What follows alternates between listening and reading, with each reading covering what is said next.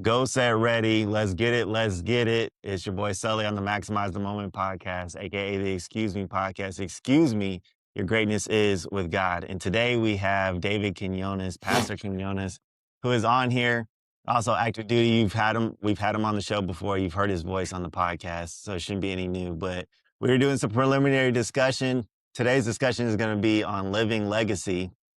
And we'll discuss what that means just in our own points of views and perspectives and bring up possibly some of the biblical narratives and how that aligns with where we're going theologically and following it just as disciples of Christ in general. And so I'm going to let David open up with what he was talking about. Maybe you don't need to discuss the price point, but just open up. You know what? I'm going to open up and then I'll let him go into it. But so you've probably heard the story since your family is attending NCC. Mark Batterson, we know, wrote Gradually, Then Suddenly. I don't know if you've gotten to read the literature yet, but one of the stories towards the back of the book is about Henrietta Mears. Do you remember that story, or have you read that story? Yeah, I've heard of him like preach about it a couple of times. I mentioned it in the sermons. So I'm not surprised because it's quite a story, and it goes to what you were talking about. And I know the audience hasn't been in our previous conversation, but we'll get to it. So Henrietta Mears was out in Hollywood, and she ended up being basically the academic chair over a church. And then after her tutelage, basically after her leaning in and her ability to speak the word and really God's spirit moving through her, she was able to bring 6,000 people to that church. But the real story comes in when she went to the San Bernardino Mountains and she visited a forest home, just an area where she was looking to bring a campsite to. And the price point was just astronomical for that time in the 1930s. And so she couldn't afford the price point. And when she talked to the person who owned the piece of land, they tried to cut it in half. She still couldn't afford the price point. And then she ended up being able to procure the property for a third of what the property cost. Now, thousands and millions of people have been able to go to that campsite since her obedience and her follow through on her conviction back in the 1930s. And one of those campers happened to be Billy Graham. And so Billy Graham flew from North Carolina. He flew all the way out to California to the San Bernardino Mountains and went to Forest Home. And that's when he learned and he felt convicted about the deep things that he describes later in his autobiography and his belief about God. And so it started there. His legacy started with Henrietta Mears and her obedience to lean into Forest Home and procure all that property at that God-given price point, which set him on fire and what brought millions to Christ in the future through Billy Graham. And so I'm going to pivot over to David and talk about exactly what he just brought up. He didn't know I was going to pitch this story to him this morning, but we're talking about self-retreat and how I'm looking for a place to like self-retreat, like during this summertime. Really feel like it's important, right, in our growth, in our personal growth, but also in our walk with the Lord, to learn how to slow down and to listen to his voice, not only in the beginning of the year, but throughout the year. So like we were talking about, I was looking at Billy Graham Training Center. Always kind of admired Billy Graham and the impact that he's had on the church and on the world, right? So it's one of these persons that has a still living legacy that is still impacting like many people. So I've always wanted to stop at the library, right? Because they have some cool like memorabilia, and people that I've heard that have gone there have really been like touched by it. So I was looking for like the distance from here to there to see if I can make it like a one-nighter, just go and then stay over there and then come back.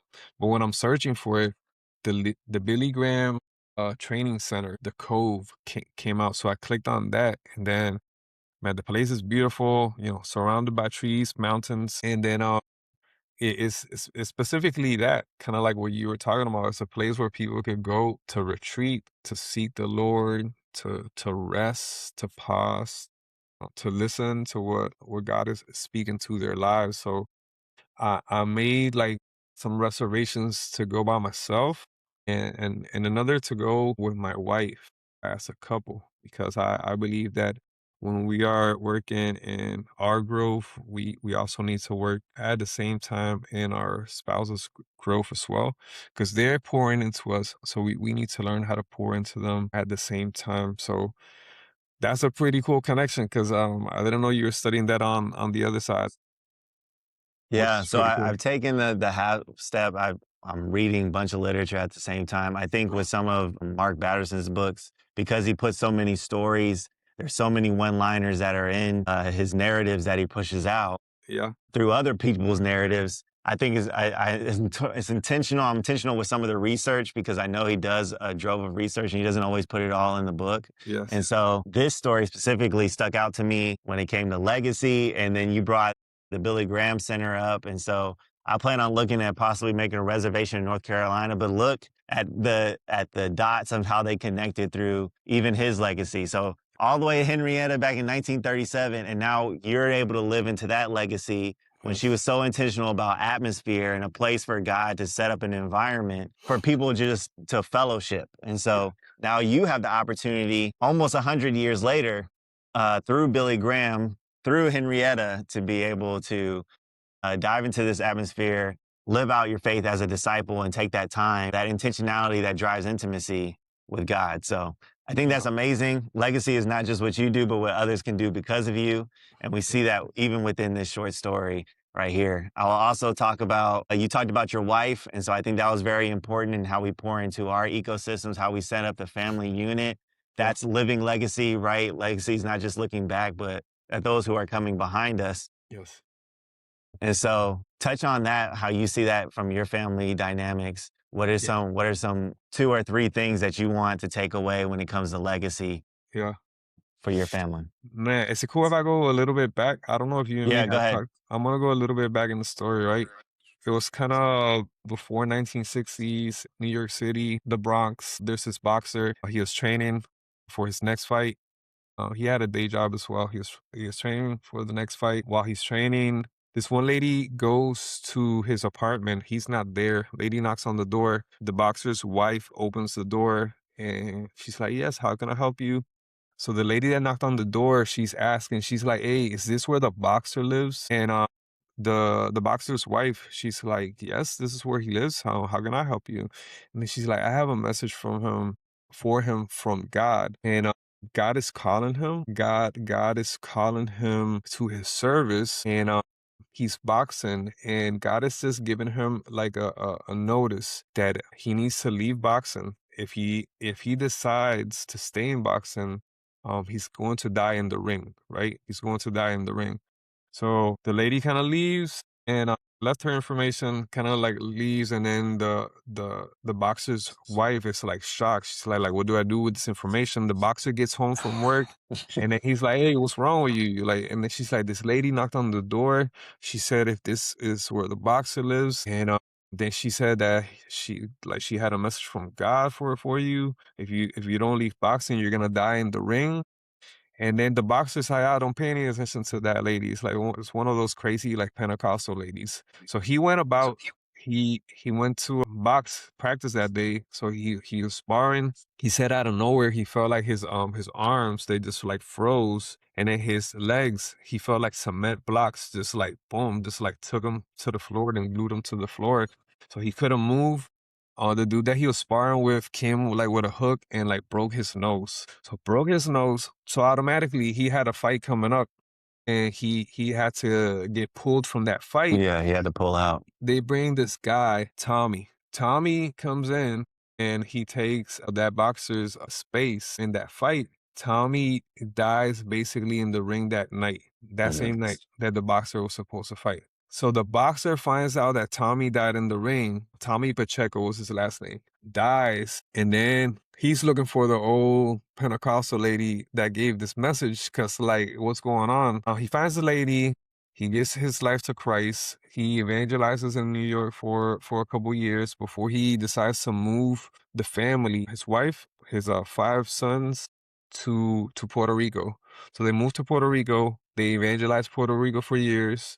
Then he becomes a pastor in Puerto Rico. Out of the 5 sons, one of them decides to stay in ministry, right? So that one decides to stay in ministry. He's in the military as well as like some of his brothers. Evangelized. They had a music band. They evangelized the island. He moves with his family to Florida, so they're there for years, right? They co-pastor in some areas, some ministries, decide to move back to Puerto Rico. So then in Puerto Rico, they open like a couple churches and everything. So this is where I come in, right? Because I'm one of his two kids, right? Oh, wow. Okay. So there, as you know, my father, we were able to start two churches. 2017 comes up. My dad has to leave Puerto Rico. He goes back to Florida. There he passed away. Like you were with me throughout that moment. So now it's me, right? So now it's me. Now it's my family. My brother and my sister, they still go to church. They're not in ministry how they used to be. But they still believe. They're still going to church. They're still in the path, right? So out of the three kids, I'm the only one that's in ministry right now. And I feel this deep responsibility of maintaining legacy, right? Mm, The main legacy that we always should be talking about is God, Father, Son, and Holy Spirit. That's the main legacy that we should always glorify and make sure that we are expanding like wherever we go, right? That's number one. But from a human aspect, I feel a responsibility to continue something that my grandfather started 2 generations behind me, right? That lady knocked on the door and gave a message from God. She was obedient to the voice of God by giving that message. And my grandfather decided to run with that. After he saw the guy, right, sadly died, right? But that was his wake up call. So he gave his life to Christ. He spent years evangelizing in the streets, New York, Puerto Rico. He had an impact in Puerto Rico where he had a radio program that was like for years. Certain Pentecostal audience would listen to that show like every week on the radio. But his impact was kind of like on the island, right? After he left New York, his impact was kind of just there, right on the island.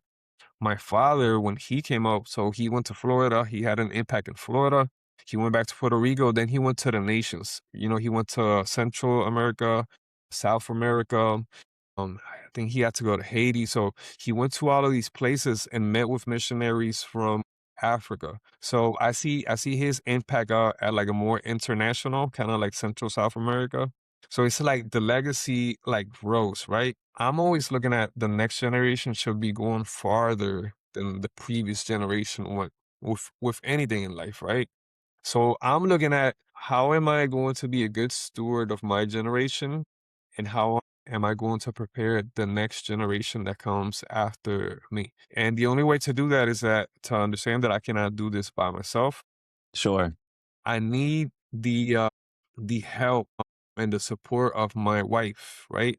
To make that happen as a couple and then look into the next generation. How are we getting them ready to take on the mantle for the next generation? I'm gonna stop there because I think that was a lot. No, I think it's perfect. Definitely, there is a couple questions I might have in there, but I think that's an amazing legacy. But I think what you said is so poignant, starting with Father, Son, and the Holy Spirit, because the Yeah. model that we see coming from the Great Commission that we see in the One Acts Church, right, starting in Jerusalem to Samaria to all the nations, Yes. we're seeing this right here in your real life example, and we Yes. see this model throughout even the early Christian church. I was reading a book by a sociologist who took an approach to Christian history. And he was very interested in the growth and the persecution of the Christian church very early on. Mm. And so the Christian church numerically grew by like 30% throughout the Roman Empire. But there was over the first like 30 years, it was growing like by 40 to 30%. And so by over the first 300 to 400 years, I think it became like 1% of the Roman Empire because Christianity became so big, Mm. even after all the persecution and whatnot. And so there was a separate study that happened in Egypt that kind of followed Christianity, and it was just studying Christianity within that ecosystem, within that AOR during that time. And we still see that same amount of growth with that population size. Mm. And so even what you're talking about, right? Like, so that long obedience in the same direction that your grandfather took based Yeah. on the conviction that he had. And so how many people here on the line, maybe they're convicted or maybe they gotten a word for God and they're like, I don't know if I really need to act, even if they've seen the thing, right? Yes. They've gotten the punch in the chest when it comes to like that person dying in the ring. And Mm. sometimes we're still slow to move.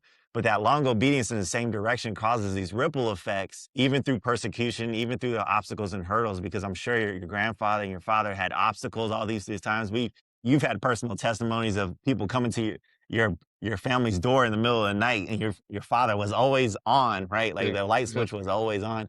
Yep. And we've talked about how even you've curated and steward your time with the family to make sure that you can be on in the right ways at the right time so that it's not a detriment to the family. And like your father was a great guy, but I just want to paint a picture for people in ministry. Sometimes we feel like we always got to be on all the time, and we're not getting away like we started with that Billy Graham and like taking that quiet space to be intimate and intentional. Even though we know the word, we're pouring into people, we're doing all the right things, but we're causing detriment to ourselves, or we're falling into the ecology of disruption, not in a bad way, but just to the things that we're charged to steward. So I think your story is a powerful story, No, but that's go like ahead. that's a good point that you made. Like, like the impact and how you're putting like the layers, right? Going from this place and then to the next place, to the next place, to the next place, right? And That's right. that's how exactly how I see like the impact, like in my grandfather and my dad. And then so I'm looking back and I'm seeing what good things did they do that I could imitate those things, That's right. and what things weren't the best. Like you're saying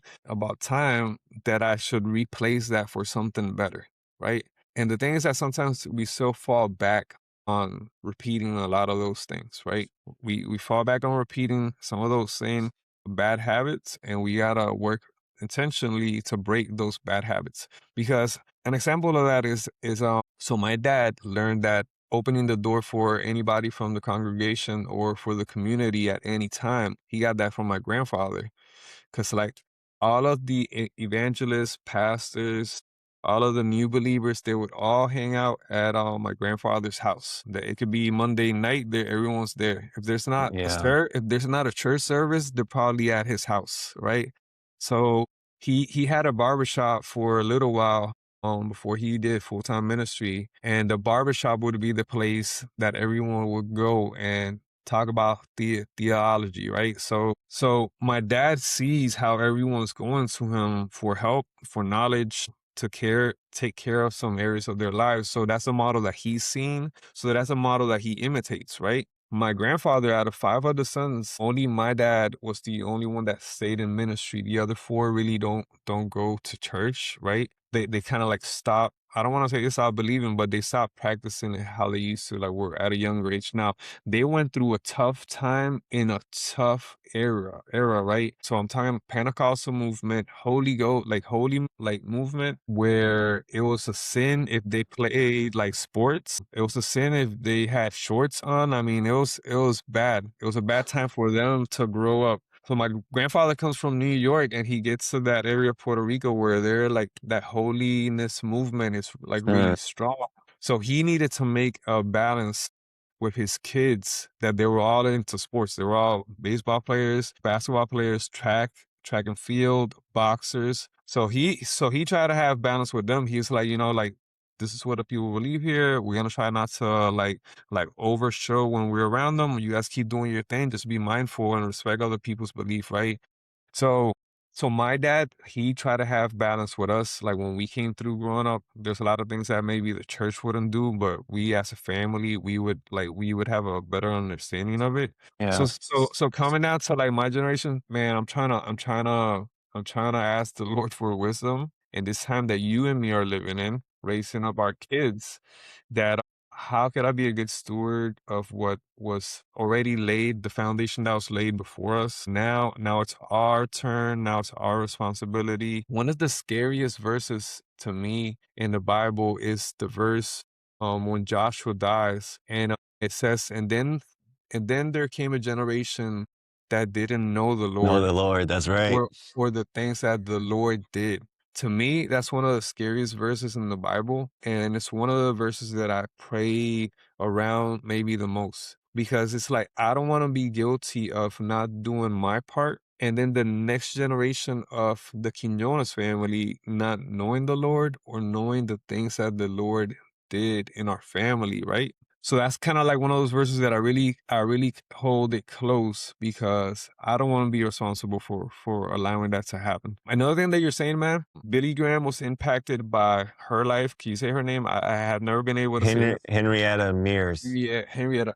And then I wonder if she knew the ripple effect that it was gonna have. Because when you do something like when you make a hamburger place on a corner of a street, you're thinking you're affecting the people that are only going there. But like little did you know that people that went there to that one place were so impacted by that that whenever they go back to their place, they're over here trying to start the same thing that you started on that corner. Yep. So your impact wasn't just for the people that walked into that room. The impact is for people that walked into that room that went somewhere else and then impacted other people that impacted other people. And then it keeps going down the line. So sometimes I really ask myself, do these people know? Like, I wonder if they knew the impact that it was going to have like generations like down the road. I think that's living in the vision, not in the circumstance. And this is more of the positive side of that. So usually that phrase is used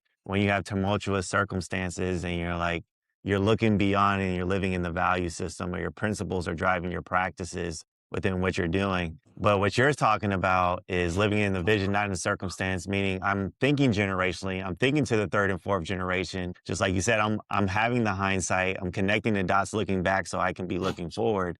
Yes. The thing is that something that I had to wrestle with just because of my competitive nature, just because of who I am, or just because of when I take on something, I'm all in. And so at the beginning of ministry, I would love to know that impact. I would love to know who was coming to the Lord. And it wasn't almost like a trophy to hold up and be like, I brought this many people, but just to understand the ROI of what I was putting in and laboring for the Lord, it'd just be good to hear that. But you don't always get to know that. And so what I Yes. tell people is that we're seed planters, not saviors. And Yes. so if I'm called to the field, he is the Lord of hosts. He is the Lord of the field. He is the Lord of the harvest, as it talks about in Matthew.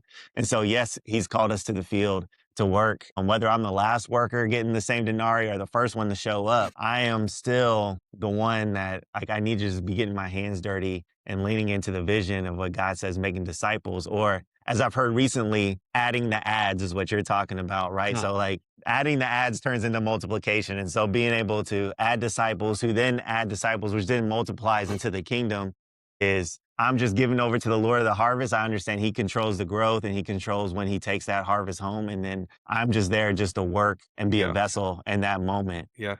I think a lot of us coming up, especially when we're younger, we're like, we want to make sure that we're making an impact in the world. And Right. sometimes it's very easy to fall in the self-adoration problem when it comes to, I was reading this book or listening to it, Stand in Awe. I think her name is, the author is Laura Story, I think. But there's a part that she's talking about we love to be recognized. We love to be like praised by people. And when we're starting out, it's easy for us to like fall into that bad habit of like, I'm doing all these things. I want to make this impact, but there's a part of me in all of us, right? This is all of That's right. us. She's like, we either want to be praised or we want to have control. Like we either want to be recognized for things or we want to be able to control things. And that's the part in us that we want to be God, right? And where we still God's place in our life, right? So one of the things that I've really have had to like look at over decades sounds kind of long, man. It's only 4 decades, right? Is I've seen so many people, man, that they've wanted to make a name for themselves, so like in ministry, and man, they climbed up like super fast, like they went up super fast, like they were known, and then just like that, they just like crashed, right? It wasn't sustainable. It really was all about them. So like I'm like, man, how do I pray into this that my heart never really goes that way of wanting the legacy to be about me, the Yeah. praises to go to me. So now I'm at a point where I'm kind of praying, God, like I want to be faithful. And if my assignment is to be unknown, like unknown, then that's what I want to be faithful in. I really believe there's people that God has called to be like like anonymous, like nobody knows about them. And there's some people that he has a calling to be known and for people to know them. But one assignment is not more important than the other. They're both important to him. Now, how comfortable are we to have a legacy that you're not really known for, that nobody really knows who you are? Like, are we comfortable with that? Or are we only looking at legacy like I want to be like known for this? Because like I'm really praying that I'm cool with once the story is like told, they talk about my grandfather, they talk about my pops, and then it skips me. And then they talk about Victoria and Diana, you know, how they went into Africa and they went into the jungle and they preached the gospel to people that had never known about it. So that's one of those parts that right now my heart is really at. I was listening to Pastor Philip Anthony Mitchell. He was giving a testimony on years where he wasn't known, nobody knew about him. He struggled with his ministry, with his confidence, with Sure. just being faithful in that tough season where you're preaching, you're getting ready every week. Nobody's coming to the service. The group is staying super small, where you're staying faithful. And now he's known, right? But now he's like, you know, all of you pastors out there that are not known, like celebrity known, like keep being faithful because that is your assignment. Maybe during a season, or maybe it's for forever, right? But are we gonna stay faithful even if our legacy is gonna be one that is not known by a lot of people? Yeah, I think that's a valid point. It goes into affirmation. I like how you broke out the two different parts as far as being praised or in control. Mm, Do we have affirmation that we everything is the way we want it, the way we want it satiated in our lives is the way we make it called, right? Because God calls us to be uncomfortable all the time. He's constantly pushing disciples out to be uncomfortable.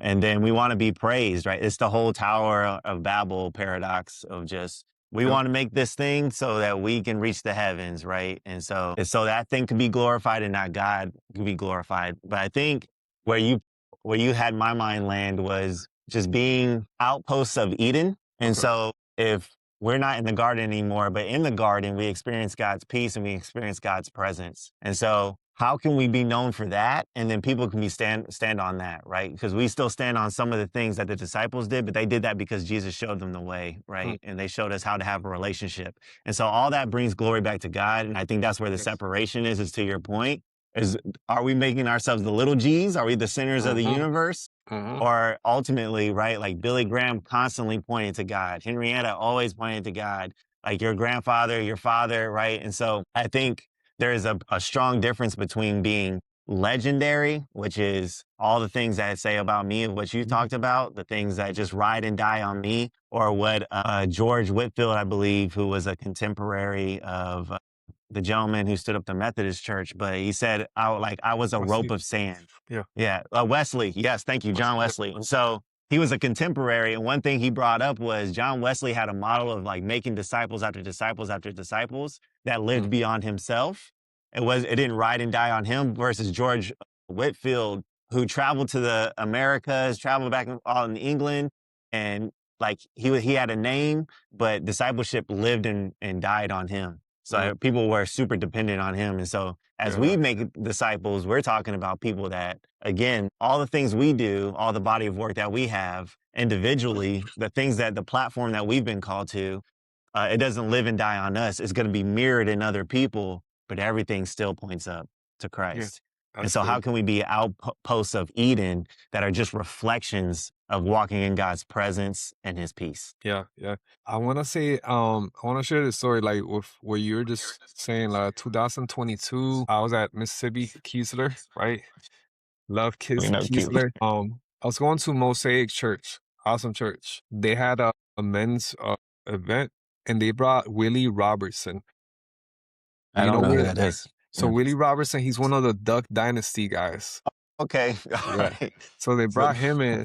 So I've never been a Duck Dynasty fan, but I was always curious, like, why were they so, like, huge and big, and then especially in Mississippi, right? In that oh, it's the area. South. Absolutely. Yeah, Yeah. so it's like, I gotta go see this, right? So I go to the event, and then, he comes out, and he started talking, and then he's like, "In my church, there used to be a guy that, that everyone knew him as the Jesus guy, right? He's like, you would go into any service and you would always walk by him and you would see him like kneel down, like praying. And all that you could hear him say was like Jesus, Jesus, right? Like, so you would always see him praying. And when you see him praying, you would hear him just calling out for Jesus, right? So that was the Jesus guy. So he's like, time passes by, we become famous, and he's like, I go to places and people know me as the duck guy. I get introduced to places, to events, and then there's like Willie Robertson, the duck guy, right? So he's like, one day it kind of like all of these two things kind of like collided, and he's like, I want to be known like that guy from my church. I would want to be known for the Jesus guy instead of the duck guy. So that's when he started being more intentional of like using the platform God had given him for these people and celebrities that he was coming into contact with to actually talk to them about God. But it all started with that question, what do I want to be known for? That's the question that he did. And that's the question that when I took notes that day on my notebook, I wrote Mm, down like, what do I want to be known for? So at that time, I was at Keesler, but that was the year that I was praying about if my time was up with like pastoring the church in Puerto Rico. And man, I left that place and I'm like, man, what do I want to be known for? So like I've been pastoring a church, but like what like do I want to be known like for being a pastor? Like that's not, So I came out of that and I did say what I wanted to be known for, and I answer myself that question. But I think to all of us, when we think about legacy and when we think about how do we do these things that you were just talking about, these next steps, the first question should be like, what do we want to be known for? And we should be able to ask that question, pray to the Lord, and come up with an answer. I want to be known for one of the things that I want to be known for is like being a family guy. Like I want to be known for somebody that paid attention to my family, that invested into my family, to my spouse, and to my two girls, into their education, professional life, spiritual life, the ministry that God has put in their hands, the gifts, right? Of the yeah. spirit that God has poured into them. I want to be known for a person that did my role, my responsibility in getting them ready for whatever God has for them, right? That's one of the things that I want to be known for. I want to be known, and this is the crazy one, Sully. I don't. I think I only told like one or two persons this one because I was in Puerto Rico, and when I preach, it was a simple message. The way that I talk, that I have conversations with you, I'm a very simple person. I like being simple, and Right. the way that I preach is like simple messages. So people would come and they would leave the church and they would tell me, man, Pastor, this is the first time that I've been to a church where I could actually understand the message that's being preached, right? So a lot of people, when they would introduce me, they'll be like, yo, this Pastor David, like, man, the way he preaches is so simple. To a lot of people, that would be disrespectful. To me, I loved hearing when people say, man, his messages are so simple. Because to me, I'm like, thank you, God. I'm doing what I'm called to do is make this simple to the people that were not born in a church, like so for me a long time it was cool to be known as the young pastor that preaches simple messages. That was cool. 2022 comes up. I asked myself that question and I'm like, man, this next season of life, I don't want to be known for pastor, for preaching simple, I want to be known for a guy that prays. I want to be the prayer guy, right? Sure. That Yeah. was that was my prayer. I want to be the prayer guy. I want to be known for prayer. And when I say that, what I'm trying to say is like I want to be the person that whenever people are going through something tough in their life, they know that they could come to me because I'm not just gonna say, well, I'll be praying for that. I am really going to That's right. pray for that. You know what I mean? Right. I do. And then that's the guy that I'm like, that's who I want to be known. That's what I want to be known for. Now, so this part of the story is like we get to NCC and then we start kind of like helping out and serving in different areas. And then Pastor Lau, he's like, "Hey, do you guys want to help like in the prayer in the upper room?" So then we go up there and then we're helping in that space. And then after a while, they're like, "Hey, do you guys want to co-lead the prayer team?"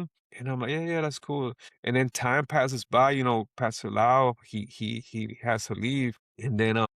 And then the pastor comes up to us and then he's like, "Hey, how do you guys feel about leading the prayer teams, like the prayer ministry in church?" And then to us, it's like, yes, like whatever we can do to serve.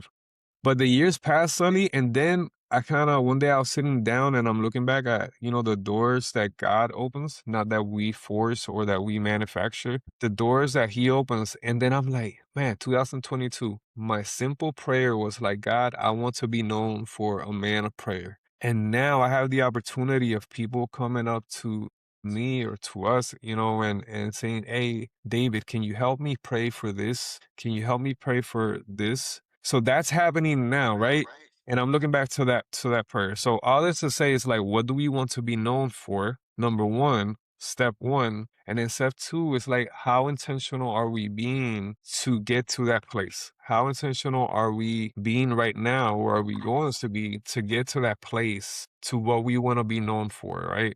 Yeah, he's probably gonna hate that I brought him up during this, but I think it goes to what our point is. So Admiral Fears, you met him. Yes. Admiral Doug Fears, He was crazy about you, man. one of my mentors, for sure. But what he used to say was, when I used to work with him, which was something that it still gives perspective to this day, is where you sit is where you see. And so you say what you want to be known for. Paul was a man of different flavors. He was highly educated. He was a Pharisee among Pharisees. He was a tent maker, Mm, right? He was trying to be all things so that he could be there with next to the person. And so depending on the gifts and things that we have, I think that's where I land is people are going to see me in different lights based on the different capacities that we serve in, right? In the yeah, different seasons of life. And so where they sit is where they're going to see me, but are they going to see the image bearer of Christ within that flavor of the thing that I'm doing? So that's good. whether it's jujitsu, right? And I love doing this. I'm praying with people at jujitsu. We're talking about Jesus on the mats and stuff. And this is guys that just tried to choke me out. And I'm Yeah, like, yeah, now yeah. we're talking about Jesus versus like when I'm at the church doing outreach or doing some type of other capacity, doing a discipleship track or something like that. I may be seen as a teacher in that moment Yeah, versus me being a military guy, right? We're both on active duty and stuff. And so then being there in the chair, a position of authority, and people seeing the Bible on my desk and then having questions of things that they're wrestling with. yeah, Are they seeing the image bearer and all those different flavors that I take on? And so, yes, what do I want to be? To your point, how do I steward my gifts? Since the gifts are not necessarily about me, but about God's glory. But then layer two is like understanding that perspective that people see me in different lights. that's I'm good. not one thing, right? Or just at my household, being famous in our household. I know you've heard that. Yes, Right? yes, How can I be that? And I love that principle, right? And so my wife sees me a different way, as my kids see me a different way, but they should all see the image bearer, the heartbeat of God all through those things. And yeah, that's still challenging, right? yes, Because those things take on different forms and different calls of responsibility. So I want our listeners to be very sensitive to that. yeah, Like there's still a level of responsibility. The prayer team, like you said, there was things that being discipled by there's a pastor I'm going to interview next after our conversation who he intentionally discipled me. But if I didn't go through the reps and sets of praying for people on the street and him challenging me and God working through me in the early incubacy stages of going through ministry and walking out ministry, I would have never been ready to be able to serve at NCC and like on their prayer team yeah, yeah, that you later took over. And so your family took over. And so yeah, I think it's important to understand like our posture. You had a posture of like, let me be a man of prayer, right? The idea, let me search for this bigger idea that resides in you, Father God, so I can be more intimate with you and connect with yes, you. And yes, so it was a great blessing because I remember Lyle also, he brought me in. He was like, what do you really want to do here? And I was like, I just want to like learn. I just yeah, really want to sit at the feet of the people here. So I think me and you had the same mindset, maybe different yes, language. I yes, was like, yes, I just really want to just like observe. And this last thing, I have no agenda, which teed me up to using gifts of prayer and stuff like that, and just sitting with people, crying with people on the altar. mm, Like just being there on House of Prayer nights on Thursdays Yeah. and being able, like, literally, I mark it as one of the people may not even know my name or remember from like the time that I served there in terms of all the people we encountered, but it Mhm. wasn't about me to what our point is in legacy. Yes. It was Yeah. about God speaking in those moments and how can we come next to and step in the gaps with With grace them. with his people who are seeking him out. And so we're just, again, just the shepherd or just the field worker in that moment. Hey, we're just getting our hands dirty and we're just trying to be obedient to you and let you be an amplification through us, Father. And so that was some of the life changing moments. I just loved being there in those spaces just so I could just be still, most importantly, Yeah. and like not have things pre-genned up, but just how is God speaking in this moment and just being there with his people. I think that was the greatest ideal of fellowship in a sense. I love the way that you talked about there's different places where we are at and people will know us like differently, like for different things. Because you were saying that, and I was actually thinking, so like we're both in the military, we're both in cyber. Right now, my position or my responsibility is project manager, right? It's project manager. And we work with like contractors, civilians, military, and I'm usually the quiet, cool guy. Like I go into spaces and then in the morning I go to everyone's desk and I'm like, hey, what's up? What's up? It's gonna be a good day. Good morning, good morning. How you doing? Hey, how's the kids doing? Every day. Every day that's me when I go in, right? And that has gained me credibility with them. They know that Q, that's how they call me. They know that Q cares about them, not just when I need you to do this for me at work or this project deadline. They know that I care about them, their families, cause that's man, that's what I do, right? When I get there in the morning, and then when they leave, and then when I leave, so constant communication, constant like checking up on them, right? But then there's also the times when it's like, I told you guys you needed to be here at 11. And then you guys, it's 11:17, and now it's when you're showing up, right? So then how are they going to know me in those moments? Right? Right. How are they gonna know? Are they gonna know me like this guy that's just gonna flip? And then all of my character and my values are just gonna be thrown out the windows. And then I'm just gonna go this other way, like everyone else is? Or am I gonna still have these characters, these values, and I'm gonna communicate something that was not right, right? But I'm gonna do it with love, right? With character. So I loved it because I had to pull one of the leads, right? The lead was acting out. He was kind of not using the proper office language, yelling at a couple people. So then I was like, I had to raise my voice a little, which I barely do because I don't have that type of voice. And I'm like, hey, so and so, come over here. So then I went into this one room and then I closed the door like slowly. So all of the guys were like looking. And then that conference room doesn't have it has like space. So whatever is being Okay. said in there, whatever's being said in there, you can hear it outside, right? So I closed it slowly, and then it was just me and him. And then I just whispered to him. And like in the military, like you're used to like TIs whispering at you. It's usually not like a good thing. But all of the guys were out there, they were looking. And then I finish, I leave, the guy leaves. All of the guys were like, man, Q, I don't know how you handle that, but that was amazing because nobody has been able to really like communicate properly to this person.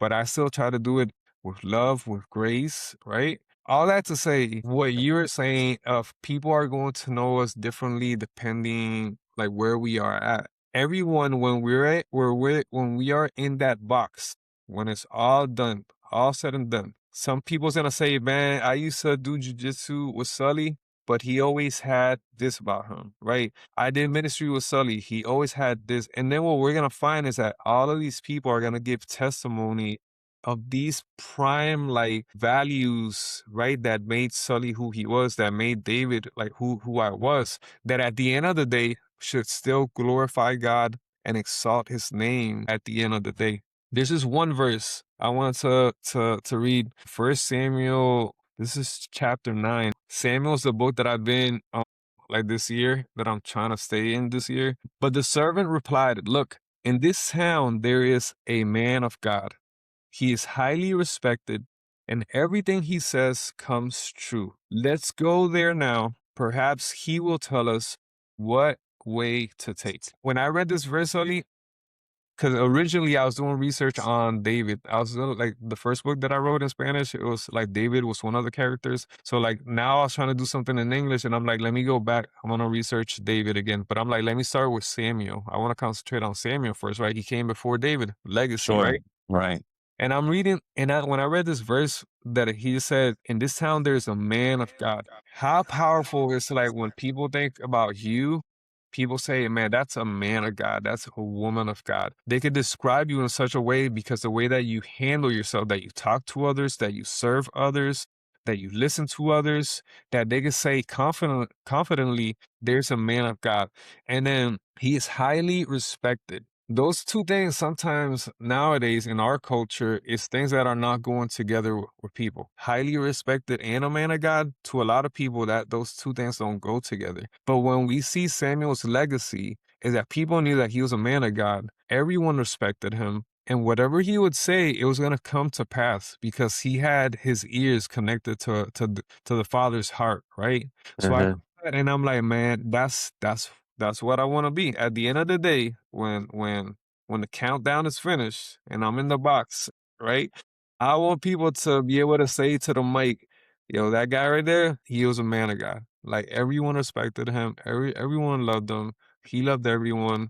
He wasn't perfect, made a lot of mistakes, but he lived his life in a way that he tried to honor God, his family, and others. So I'm gonna jump right on that. So you talked about the accountability piece. It brought me right to Psalms 23, the rod and staff. And so there's a staff that guides, right? That's the checking in on everybody. That's the Yeah, yeah. building the credibility. It's me seeing you for who you are, which I'll get to in a second. That's the staff part, but then the rod part. Mm, God still has accountability. He prunes those who he loves. yeah. And so like there's still as a shepherd, as someone who's a leader, there's still an accountability part, and there's a right way to do that Yes, accountability. yes. And so I want people to hear that through the legacy part because God prunes us, but he also guides us. And so that's the rod and staff that's in Psalm 23. I love that you brought up Samuel, which Mm, got me going, is because everything that you just said, and just to put a nail in the coffin, is he heard God's voice. This jumps into John 10, where the sheep know my voice. And yes. so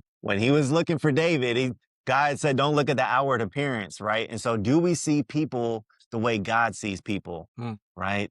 The good. image of God in me greets the image of God in you. But for the time zone and what He's called on your life, the call of action, do we see the people as God wants us to see the people? Or are we looking at our own criteria of how we're viewing other people? So, I love that you brought up Samuel, right? Because you said it started with Samuel. We're introducing the Samuel story. We get Saul, but then David is interweaving within that legacy of that narrative as well. Yeah. And so even with the Psalm 23, David is there, right? He's crying out to God, but he had a heart for God, right? And so Yes. Samuel, we see that in Samuel, but Samuel was there, that forerunner, before we even get to David. Yeah. And then David has his own legacy within his father generations with Jesse and David, and then Solomon, and then all the sons that come after that. And the Bible covers these things in First and Second Kings, people in First and Second Chronicles, if you want to read about it, right? So very Yeah. important to understand generational things and legacy and the Yes. things that come after us. And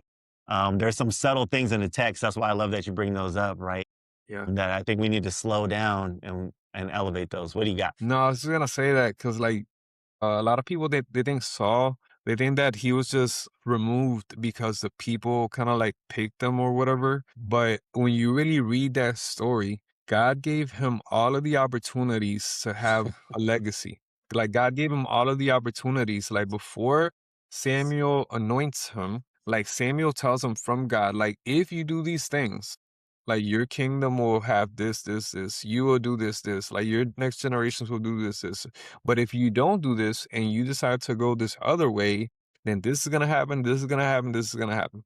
Right? So it's like he had the opportunity for us to be talking about Saul and maybe not even talking about David, right? That, I mean, that's possible. That's a Yes. possibility out there. But his decisions, the way that he decided to live his life, the way that he decided to lift up his name and for it to be about him instead of about being about God, the way that he was not humble, speaking to your accountability point, He was not humble enough to receive correction when God tried to correct him through Samuel. All of these things just were part of his downfall. When you look at David, he wasn't perfect. He made mistakes, but when he made mistakes, you see the accountability factor. He was humble enough to receive correction and then to try to amend his way and correct that and then look for the heart of the Father. And that's an example to us, man. God calls us to things. It's up to us. Like, which way are we gonna go? Are we gonna go the Saul route? Are we gonna go the David route when it comes to it? Yeah, when we're born, we look like our parents. When we live, we look like our desires, and when we Mm. die, we look like our decisions. And so Man, that you got is so many.